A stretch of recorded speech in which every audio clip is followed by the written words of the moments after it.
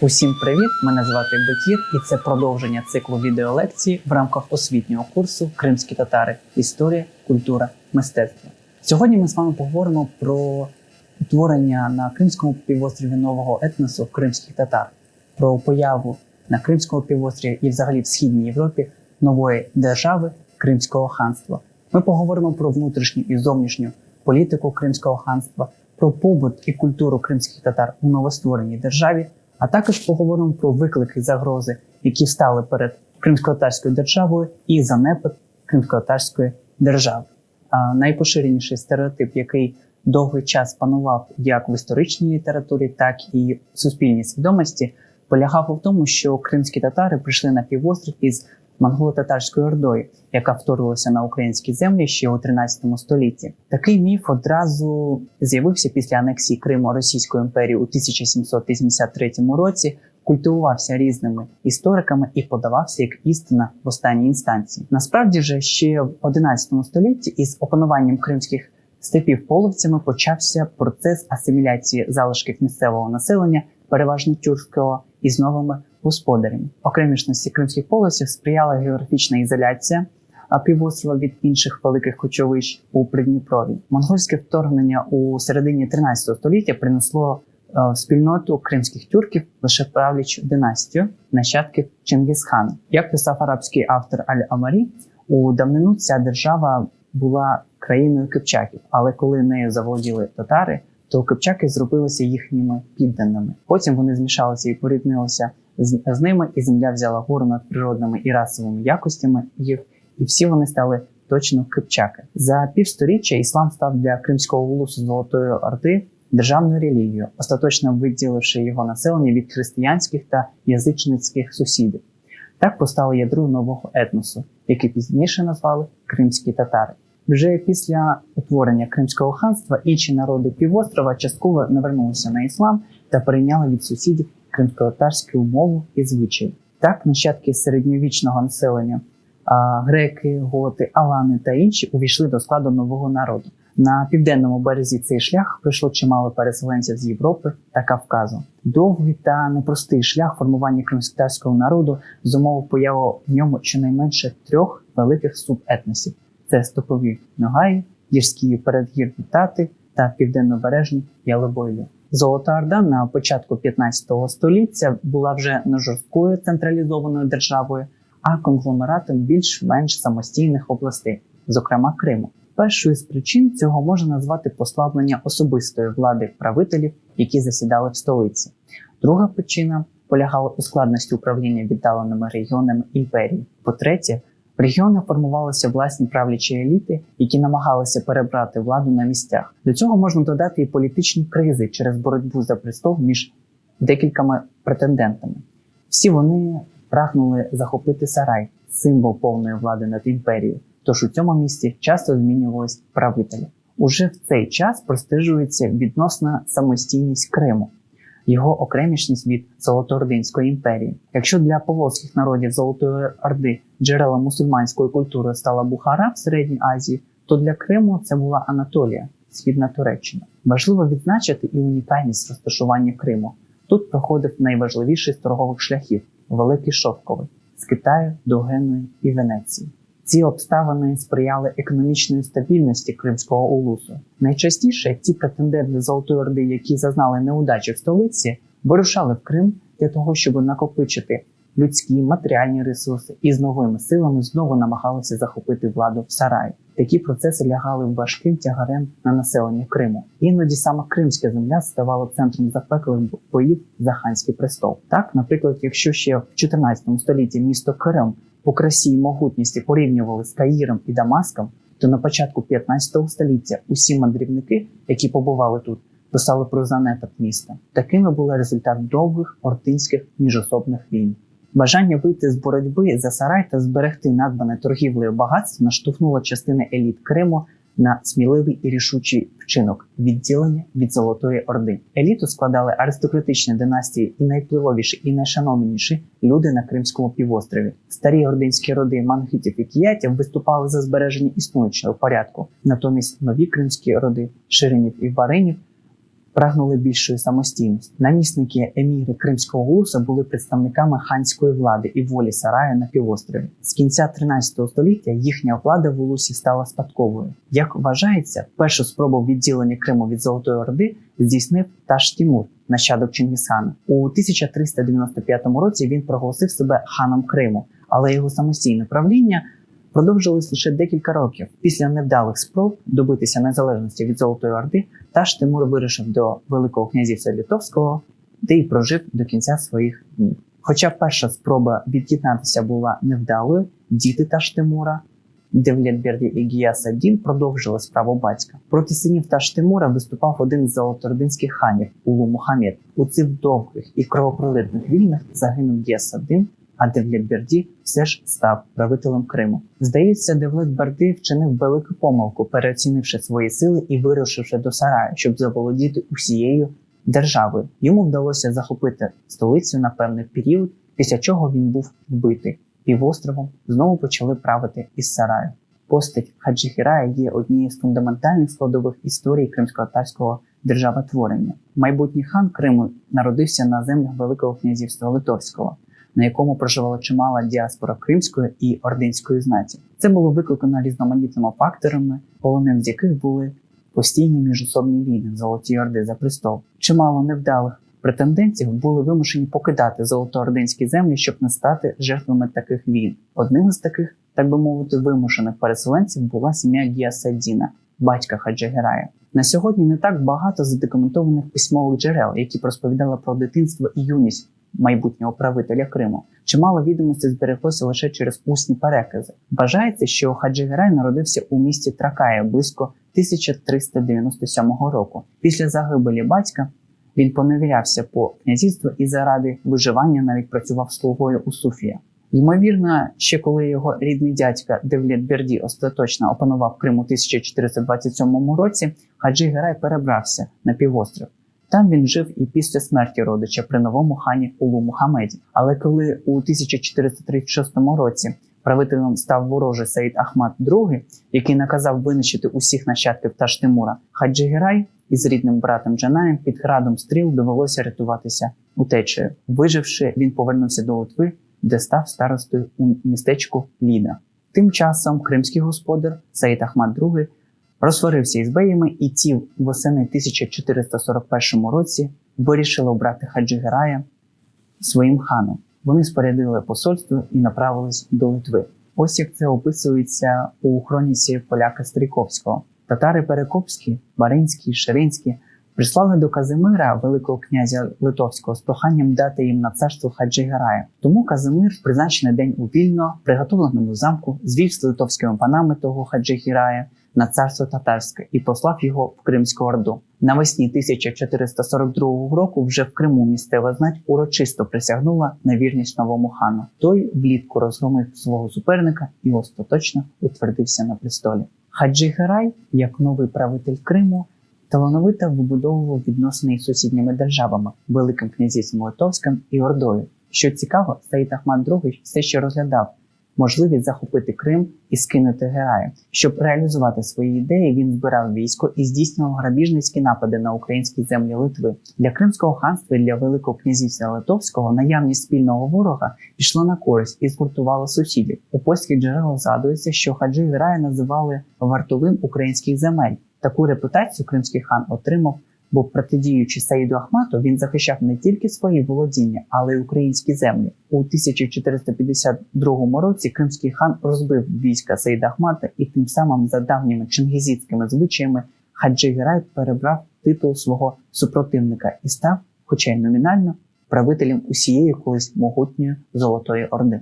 Свій життєвий шлях перший кримський хан завершив у 1466 році. Лунають думки про неприродну смерть Хаджі Герая, нібито він був отруєний ворогами. Але наразі жодних вагомих доказів не існує. Хаджі Герай в народі отримав прізвисько Меллек – Янгол, що у свою чергу було незвичним описанням середньовічних правителів. Цікаво, що у позитивному ключі Хаджі Герая розглядали не тільки його піддані, але й європейські мандрівники, які відвідували Кримську державу у часи правління цього хана. У польських історичних хроніках Хаджі Герая характеризують як шляхетну і благочестиву людину, яка із повагою ставиться як до власного народу, так і до іноземців. Хаджі Герай був гідним правителем свого часу і став символом нової епохи розвитку кримсько-татарської державності. Нерідко зустрічається твердження про абсолютну залежність Кримського ханства від Османської імперії. Кримсько-татарську державу розглядають як невід'ємну складовою імперії турок, султан якої одноосібно обирав кримського хана, який і займав престол. Однак, насправді все складніше. Вплив Стамбулу на Кримське ханство чітко прослідковується під час правління сина першого кримського хана Хаджі Герая Менглі Герая. Османський султан виношував плани захоплення великих генуезьких портів Криму, які мали не тільки економічне, але й стратегічне значення у Чорному морі. Менглі Герай, який провів дитинство у Кафі, за допомогою генуезців посів ханський престол. Згодом в політичних кругах Криму, особливо серед представників одного з найавторитетніших династичних беїв Ширинів, розігрілася справжня запекла боротьба за місце голови цього роду. Менглі Герай був теж залучений до міжособиць Ширинів, і врешті-решт для нього це закінчилося сумно. Один з кандидатів на місце голови династії звернувся до військової допомоги до турецького султана Мехмеда II, який у свою чергу залюбки був готовий зробити усе можливе, щоб взяти під контроль не тільки Кафу, а весь Крим. Менглі Герай, якого у 1475 році скинули з престолу, був захоплений у полон турками, що здобули Кафу, і доставлений у Стамбул. Ще в дорозі колишній хан визнав себе васалом султана. У столиці Османської імперії Менглі Герай знаходився у почесному ув'язненні майже 3 роки, а на Кримському престолі опинився брат Менглі Герая Нурдевлет. Султан наполягав, аби його військо приєдналося до турецьких солдат у військовій кампанії в Молдавії. У Стамбулі розглядали кримців як цінні військові ресурси для кампанії на землях Причорномор'я. У той час, як Нурдевлет рушив на допомогу султану в молдавських землях, у Крим вторглися ординці, які, скориставшись моментом, заволоділи півостровом. Нурдевлет поспішив повернутися до Криму, щоб дати відсіч загарбникам, але зазнав нищівної поразки і ледве не потрапив у полон. Питання втрати суверенітету Кримського ханства стало знову актуальним. Над Кримом нависла золотоординська загроза. Аби врятувати державу, кримські беї знову почали обговорювати повернення на престол Менглі Герая, людини, яка б могла консолідувати кримське населення і стати щитом для зовнішніх загроз. Незабаром до Стамбулу був направлений лист кримських аристократичних династій із проханням повернути Менглі Герая до Криму. Султан погодився, а Менглі Герай знову став ханом. Але це не означало, що Кримське ханство стало васалом Османської імперії. Це хан, як правитель, особисто став васалом султана, зберігаючи суверенітет у внутрішніх справах своєї держави. Аби зрозуміти, чи дійсно Кримське ханство було в абсолютній залежності від Османської імперії, розглянемо декілька історичних прикладів. Важливим фактором була висока ефективність кримськотатарської кінноти, яка вважалась однією з найпотужніших у тогочасній Європі. Так, турецький султан планував задіяти кримське військо у військовій кампанії в Ірані. Запрошення виступити спільним із турками фронтом Сахіб І Герай на той час кримський хан отримав у 1551 році. У ці часи кримський хан сам був зайнятий військовими питаннями на Поволжі, а тому попередив турків, що зможе виділити їм не більше 1000 воїнів. Більше того, Сахіб І Герай зазначив, що усе організаційне його забезпечення покладалось на турецьку сторону. Враховуючи такі сміливі заяви, неважко здогадатися, що про повне підпорядкування і абсолютну покірність кримських ханів султану не можна говорити, хоча випадок із Сахібом І обернувся для останнього неприємностями. Рішенням султану той був усунений з ханського престолу, а його місце посів Девлет І Герай. Коли турецький султан у 1578 році наказав кримському хану Мехмеду II Гераю вирушити у Іран для допомоги туркам, кримсько-татарське військо виступило у військовий похід. Кримські татари спільно з турками вели бойові дії, але згодом у самого хана виникли проблеми в Криму, політичні інтриги його родичів із метою захоплення влади. Тоді Мехмед II вирішив повернутися до Криму для розв'язання цих проблем, що у свою чергу викликало обурення в Стамбулі. Султан направляв нові накази повернутися на фронт, але кримський хан їх ігнорував, оскільки всі сили були задіяні в Криму. Окрім цього, на північній прикордонній території ханства продовжували здійснювати рейди українські козаки. Через усі ці обставини турецький султан домігся зміщення хана з престолу, який спробував дати туркам збройну відсіч, але зазнав поразки. Ці історії демонструють тісні, але складні турецько-кримсько-татарські відносини. Чимало ханів були незадоволені політикою султанів, які розглядали Кримське ханство як один з форпостів Османської імперії. Хани під великим тиском султана повинні були вирушати у безглузді військові походи, які не приносили Криму жодної вигоди. Варто зазначити, що за давніми чингізидськими звичаями кримських ханів обирали старішими Криму, а турецький султан лише затверджував такого кандидата. Ситуація змінилася вже за хана Газі II Герая. Хоча він і був популярний серед народу і користувався певним авторитетом, хана особисто назначив турецький султан, ніякі вибори і не проводились. Історія взаємовідносин українського та кримськотатарського народу потребує окремої уваги. Теза про те, що два народи завжди ворогували між собою, є маніпулятивною. Так, козаки і аскери сотні разів здійснювали напади на землі одне одного, палили і грабували. Але крім воєн, були між ними і військово-політичні союзи, і торговельні відносини. Так, наприклад, ще у 1521 році перший кошовий атаман війська Запорізького Остафій Дашкевич разом з кримським ханом Мехмедом II Гераєм вирушив військовим походом на Москву. Яскравий приклад військового співробітництва українських козаків і кримського хана прослідковується у часи правління Мехмеда III Герая. Турецький султан наказав Мехмеду Гераю виступити з військом в Іран, але останній відмовився це виконувати. Чітко розуміючи наслідки своїх дій, кримський хан почав готуватися до захисту Криму від турок. Османський султан велів скинути Мехмеда з трону. На Кримський півострів вирушили турецькі яничари, щоб покарати хана, але тут вони зіштовхнулися із великою силою об'єднаного козацького кримськотатарського війська. Справа в тому, що з початку 16 століття українські козаки здійснювали морські вилазки на прибережні кримські поселення. І під час чергового походу Запорізька флотилія була викинута на берег. Звичайно, учасників такого походу затримали, ув'язнили їх, і, як бувало в цих випадках, збиралися віддати на каторгу в Туреччину. Але в цей складний час між кримськими татарами і турками кримський хан розглядав запорожців як певна військова сила і певний військовий ресурс задля відсічі турецьким солдатам. У 1624 році так і сталося.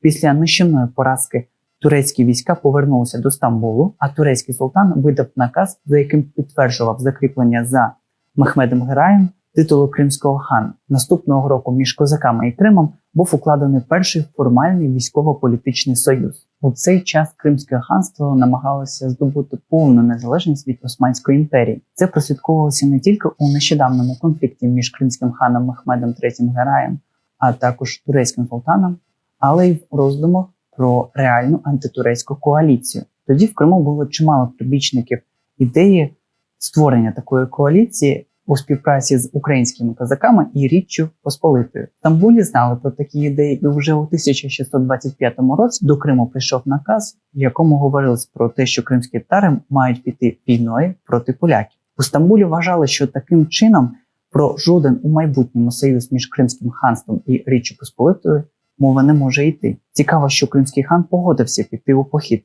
та й українські козаки таку ідею підтримали, оскільки самі готувалися до військового протистояння із поляками. Таким чином, інтереси кримських татар і українців у даному випадку збігалися. Ще один яскравий приклад кримсько-татарсько-українського співробітництва і військово-політичному плані ми знаходимо у 1628 році. Тоді бей Буджакської орди Кантемір, діючи в інтересах турецького султана, виступив до Криму із військом повалити кримського хана. Військо Кантеміра захопило півострів, а кримський хан із своїми найближчими соратниками і прибічниками і невеличким військом тримав оборону у фортеці Чуфуткале. Облога тривала майже місяць, і у той час, коли вже здавалося, що вороже військо оволодіє фортецею, з півночі прийшло українське військо. Козаки вступили в бій із військом Кантеміра, завдавши останньому нищівної поразки, тим самим врятувавши Мехмеда III Герая від програшу. Після цих подій до Криму вирушив турецький флот, щоб допомогти Кантемір у війні із ханом. За деякий час Мехмед Герай, який розгубив підтримку як кримських беїв, так і власного війська, покинув Крим і знайшов притулок в українських козаків. Більше того, він навіть декілька разів планував і разом з українськими козаками відновити свою владу в Криму, отримати ханський престол. Але це все не увінчалося успіхом. Мабуть, найвідомішим союзом між кримськими татарами і українцями в 17-18 століттях є союз між кримським ханом Ісламом III Гераєм і Богданом Хмельницьким. В Втім, і про кримсько-українські відносини у той час, під час національно-визвольної боротьби українського народу, в літературі існує чимало перекручень і хибних тверджень. Для Кримського ханства, як і для будь-якої іншої держави, у зовнішньополітичних відносинах і стосунках головних було отримати певні блага. Кримське ханство, як і Річ Посполита, Московське царство або Османська імперія, відстоював свої державницькі інтереси. У той час, коли Богдан Хмельницький звернувся до ханства за воєнною допомогою, Іслам III Герай чітко розумів і свою вигоду від цієї військової кампанії. Послаблення такого сильного гравця на політичній арені, як Річ Посполита, це дуже великий крок у зовнішній політиці самого Кримського ханства. Однак знищення цієї держави точно не було в інтересах Кримського хана, оскільки в результаті інша сусідня держава, Московське царство, сконцентрувала б усі свої сили проти Криму. Тож кримські дипломати вони шукали свою політичну рівновагу, аби мати нормальні відносини як з українцями, так і з поляками. Кримсько-татарське військо спільно із українськими козаками завдали полякам низку нищівних поразок у 1648-49 роках, але кримський правитель чітко розумів, що загибель Речі Посполитої обернеться для Криму великою проблемою. Саме тому, коли король запропонував хану вступити у переговори, той погодився укласти тристоронній кримсько-польсько-козацький мир. Взагалі, кримсько-татарські українські відносини тогочасно не можна назвати ані дружними, ані ворожими. Ці відносини були, так би мовити, діловими. Кримські татари, які вступили з козаками у конфлікти, так і билися з ними пліч-опліч проти спільного ворога. У будь-якому випадку політичні відносини, географічне розташування двох народів залишило свій слід не тільки в політиці двох народів, але й в культурі і в мистецтві. Коли ми говоримо про Кримське ханство, ми також можемо говорити про дипломатію правителів Криму, тобто дипломатів кримських ханів. Кримські хани вступали у дипломатичні відносини не тільки із сусідніми державами, але й далекими за відстанню країнами. Так, наприклад, ще у 1556 році зустрічаються перші згадки про кримсько-шведські дипломатичні зв'язки. Кримський хан і шведський король обговорювали спільний військовий виступ проти Московської держави, яка у ці часи хоча й не представляла великої загрози, але могла стати серйозним гравцем на арені Східної Європи. Спроба укласти договір між Кримським ханством і Шведським королівством була і в 1579 році, коли до Стокгольму прибула велика кримська дипломатична делегація Мехмеда Герая. В обох випадках спроби налагодити міцні міждержавні відносини були безрезультативними, але більш цікавим є факт, що такі союзи і такі спроби для кримського хана вступати у міжнародні відносини були жодним чином не санкціоновані Османською імперією. Тобто фактично Кримське ханство здійснювало самотужки зовнішню політику і самі визначали, з якими державами, з якими правителями вести перемовини. Хрестоматійним прикладом автономності кримського хана є історія Джанібека Герая, який правив Кримом з 1610 по 1623 рік, а потім з 1627 по 1633 роки. Отримавши наказ від турецького султана надати військо для персидського походу, він зібрав близько 30 тисяч кримськотатарських аскерів, але направив їх на допомогу шведам. Мехмед Герай направляв дипломатичні посольства і в інші європейські країни, наприклад, в Данію. Збереглися чернетки листів короля Данії і Норвегії Фредерика III, адресованих кримському хану. Мехмед Герай, як талановитий дипломат, спробував вибудувати антимосковську коаліцію, запрошуючи до неї вступити як і датського короля, так і інших правителів Європи. Але, на жаль, ніяких значних результатів цієї кампанії не було.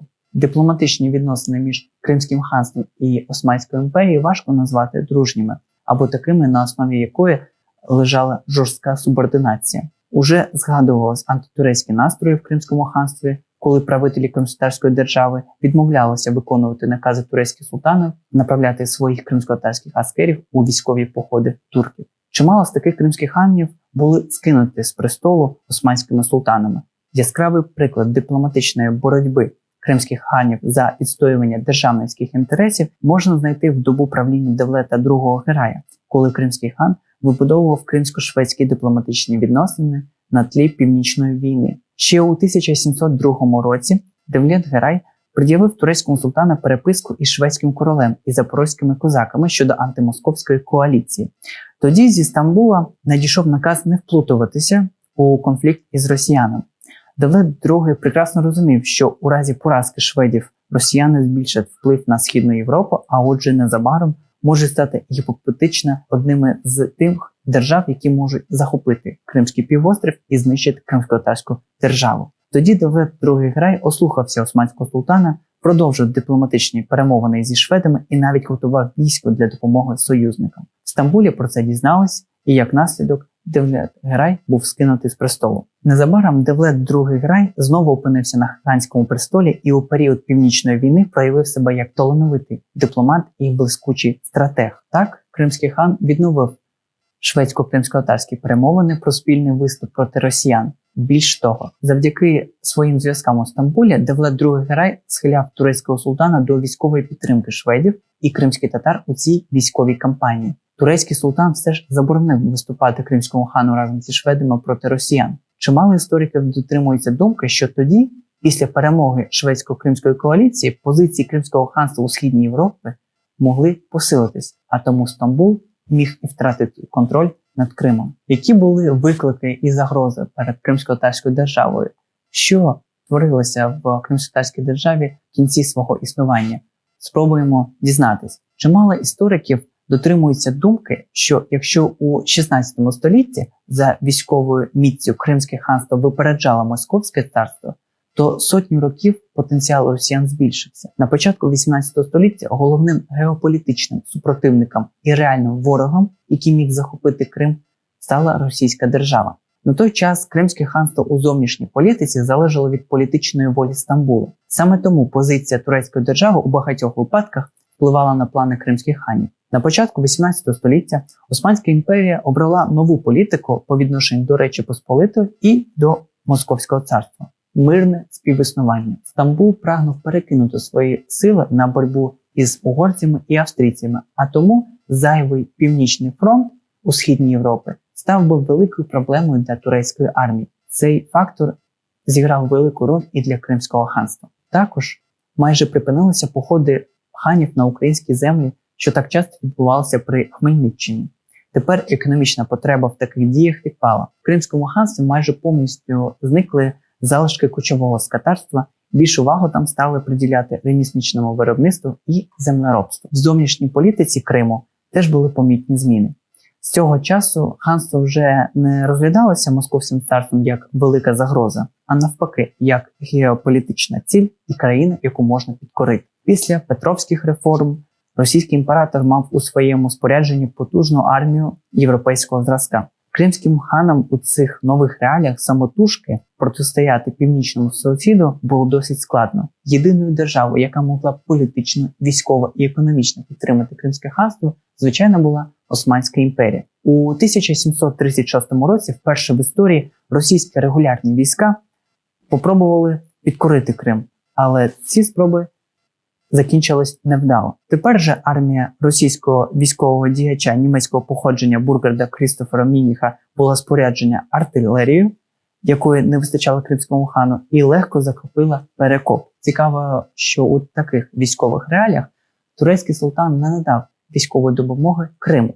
Без османської підтримки Кримське ханство було неспроможне зупинити росіян, які вже пройшли вогнем і мечем західними землями півострова. Мініх захопив і спалив Кізльов, а потім вирушив до столиці Кримського ханства – Бахчисарая. У той час хан зі своєю свитою вже покинув палац, який з прибуттям російських солдат був повністю спалений. Зруйнувавши чимало кримськотатарських поселень, російські війська покинули Крим, а ханству було нанесені колосальні втрати. Реставрація ханського палацу тривала майже 20 років. Після такого вдалого походу у 1737 році до Криму прибуло нове російське військо під керівництвом Петра Лассі. Але цього разу кримські татари і турки змогли дати загарбникам збройну відсіч. У Петербурзі бажали підкорити Крим і знищити кримськотатарську державність. Але відразу цього зробити не вдалося. Інша велика проблема, яка поставала перед Кримським ханством, це зростання проросійських настроїв в кримськотатарській політичній еліті. Так, серед найвпливовіших беїв і мурз вже лунали думки про те, що російську державу треба розглядати не як ворога політичного, а й навпаки, як політичного союзника і соратника в боротьбі із Стамбулом. Такі настрої, звичайно, підживлювалася із Петербургу, столиці Російської імперії. У столиці Російської імперії розуміли, що метод вогнем і мечем, який був наочно продемонстрований військовими, не є ефективним для довгострокового панування і контролю над Кримом. Іншою великою проблемою для Кримського ханства була постійна змінність кримських ханів. Деякі правителі Криму перебували у своєму статусі декілька років, і через таку слабку, нецентралізовану і швидкозмінну владу у зовнішній і внутрішній політиці ханства спостерігалися негативні явища. Це стосувалося передусім ногайських орд причорноморських земель. Тут слід зазначити, що після розпаду Золотої Орди ногайці утворили власну державу – Велику Ногайську Орду, на чолі якої був Верховний Бей. Згодом і вона розпалася на декілька держав. Між верховними беями і кримськими ханами було чимало конфліктів, зокрема і військового характеру, оскільки ногайці думали і наполягали на тому, що Кримське ханство хотіло підкорити їхні землі. Наприкінці 16 століття ці орди стали васалами Кримського ханства, але в будь-яку мить вони могли піти проти Бахчисараю. У середині 18 століття в ногайські землі прибуло чимало російських дипломатів, агентів, які домовлялися із ногайськими ордами про перехід від підданства Бахчисараю до Петербурга із подальшою майбутньою незалежності цих держав. Окрім цього, російські дипломати зверталися і до кримського хана Каплана II Герая із подібними пропозиціями. Як результат, у 1770 році Буджакська і Єдесанська орди заявили, що вони переходять під покровительство саме Росії. Окрім цього, російські дипломати зверталися і до кримського хана Каплана II Герая із подібними пропозиціями. Так мова йшла про абсолютну незалежність від Стамбула і воля турецького султана. Кримський хан скептично поставився до цієї ідеї, але пізніше не виключав можливості і такого переходу. Звичайно, маючи в Криму чимало своїх агентів, турецький султан дізнався про наміри Каплана II Герая, і за його наказом він був скинутий, а на Кримський престол прийшов новий кримський хан Селім III Герай. Цей кримський хан одразу відкинув усі пропозиції росіян і відстоював місце Криму в орбіті Османської імперії. Після невдачі дипломатичної місії російська імператриця Катерина II вирішила використати військовий похід. І у 1771 році Василь Довгоруков із військом вирушив на Крим. Турецькі гарнізони, які були розташовані на той час в Криму, покинули Крим, оскільки самої Османської імперії потрібно було вирішити цілу низку внутрішньополітичних проблем. Тоді російський генерал запропонував Селіму III співробітництво і взаємодопомогу, але кримський хан відмовив Довгорукому, залишив ханський престол і вирушив у Стамбул, щоб віднайти сили для відсічі російським інтервентам. З цього моменту почалася окупація Кримського півострова армією Російської імперії, а серед кримської знаті постало питання обрання нового хана. Тут ми поговоримо про останнього кримського хана Шагіна Герая. Ми поговоримо про те, які він вбудовував відносини із росіянами, з власним народом і з турками. В умовах фактичної російської окупації та від'їзду Селіма III до Стамбулу політична еліта Криму почала обрання нового хана Криму.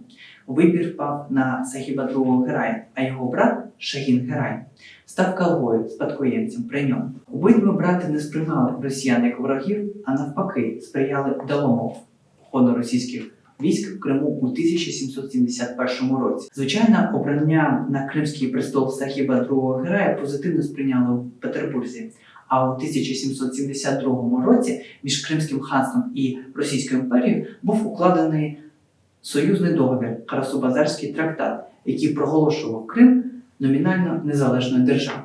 Фактично це було не так.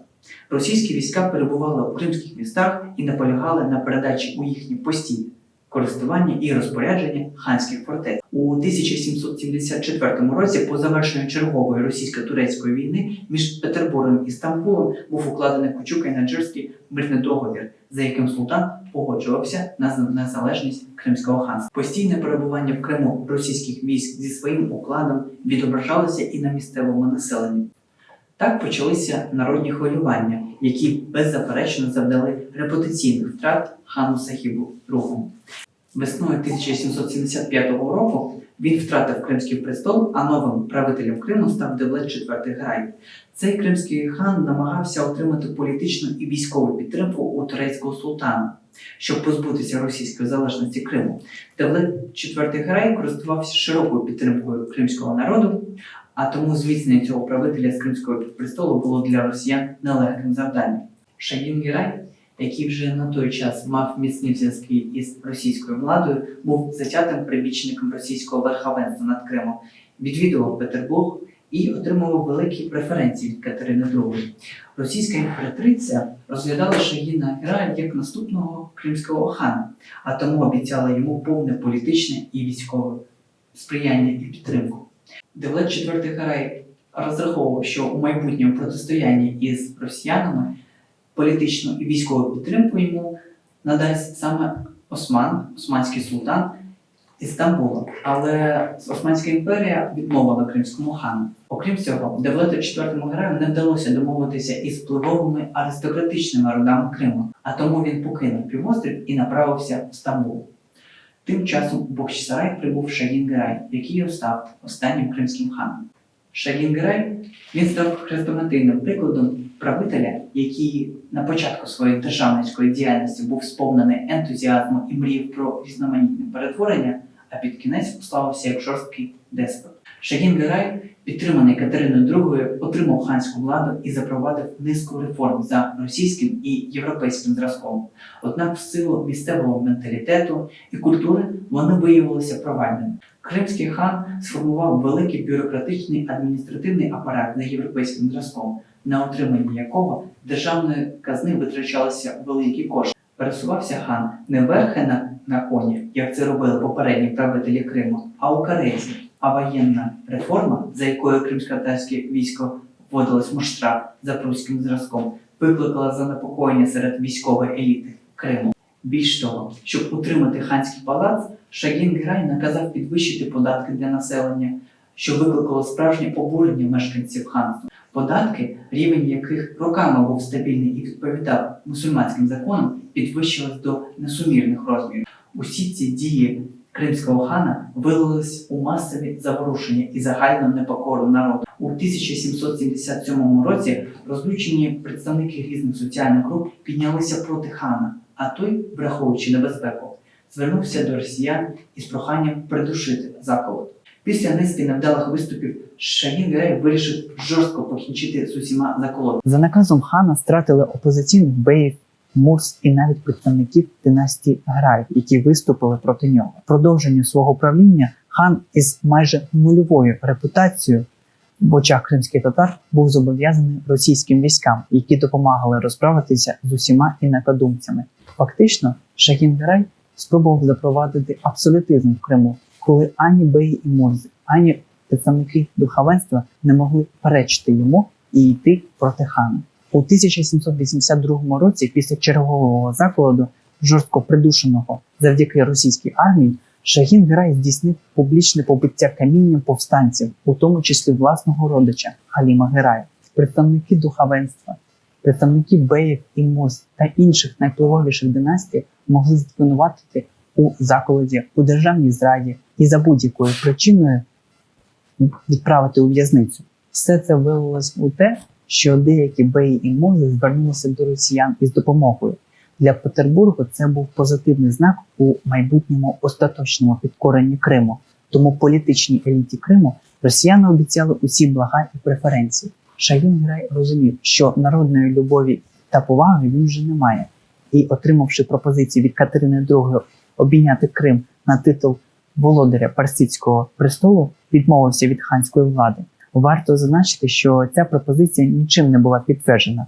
У квітні 1783 року Катерина II опублікувала маніфест про приєднання Криму, Тамані і Кубані до Росії. Так, кримсько-татарська держава перестала існувати. Шагін Герай тим часом поневірявся по російським містам, у Петербург його вже не запрошували, а про персидський титул не згадували. Згодом у 1787 році він випросив у імператриці дозвіл на відбуття до Османської імперії, де і був пізніше страчений за наказом турецького султана. Загалом, Кримське ханство – це була держава із своїми великими талановитими лідерами, а також зрадниками. Ми говоримо про внутрішню і зовнішню політику держави. Ми говоримо про побут і культуру кримських татар, які жили в власній державі.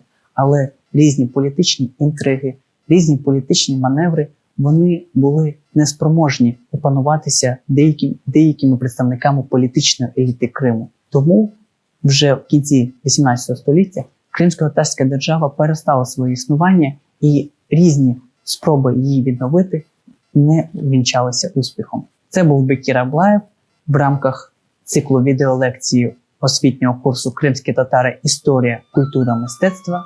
До зустрічі!